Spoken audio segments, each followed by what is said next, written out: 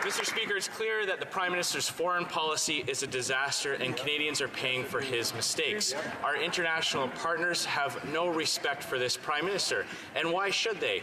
After clowning around in India and inviting a convicted terrorist along with him, he then was forced to take concession after concession from Donald Trump. He even angered our partners in Japan and Australia. And now we have the debacle with China.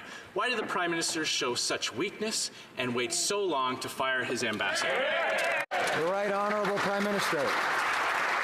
Speaker, I look forward to answering the member's question shortly, but I think before we do, we need to take a moment to recognize and applaud the extraordinary women and men who worked so hard to build this beautiful chamber for us to serve in, and to remember that if we who serve Canadians in this place work even half as hard as they worked to build this place for us, we will be very well served as a country indeed. The Leader of the Opposition.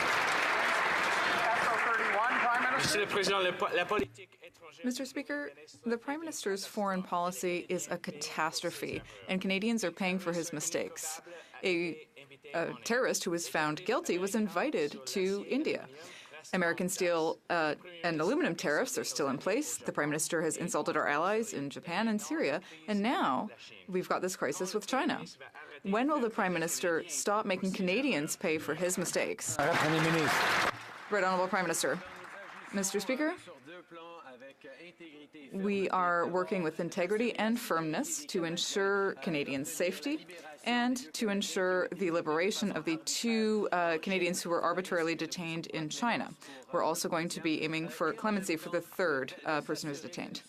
Then we're also going to ensure that we're there and standing up for the rule of law, for the independence of our judiciary, and to speak with our allies all around the world to ensure that everyone understands that Canada will always defend the rule of law.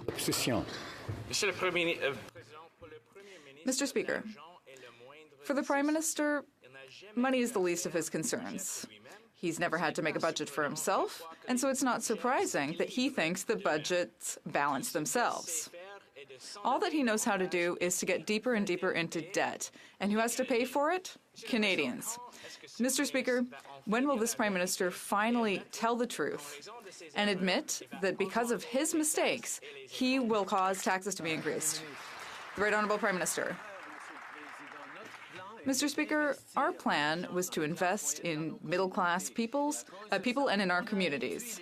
So we reduced taxes for the middle class while asking the wealthiest Canadians to pay more taxes.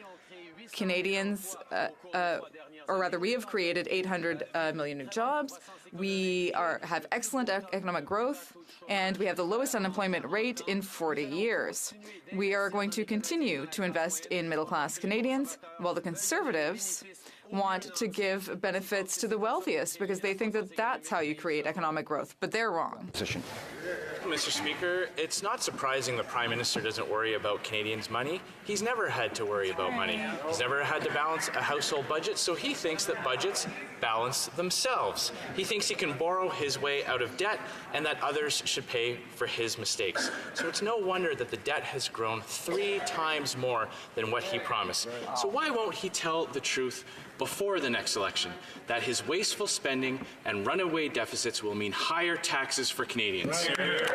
Prime Minister. Mr. Speaker, it's no surprise that all we get from the Conservatives are warmed over Stephen Harper attacks and an economic plan that failed Canadians for 10 years.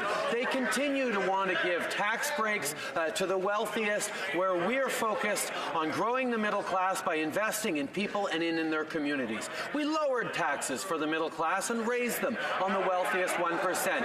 And that has led to not only stronger growth than Stephen Harper ever saw, but it's led to the creation of 800,000 jobs and the lowest unemployment rate in over 40 years. Mr. Speaker, we're going to continue to invest in Canadians. The Honourable Leader of the Opposition. Mr. Speaker, everything the Prime Minister just said is false.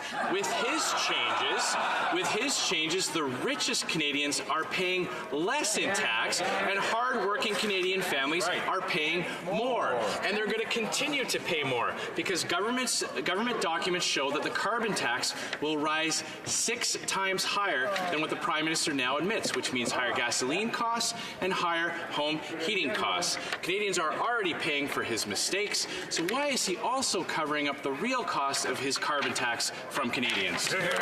Right Honourable Prime Minister. We lowered taxes for the middle class, and the only way the Conservatives make those numbers work if they completely ignore a policy they voted against, the Canada Child Benefit. The Canada Child Benefit has made more difference in the lives of hardworking Canadians than any other policy in recent history.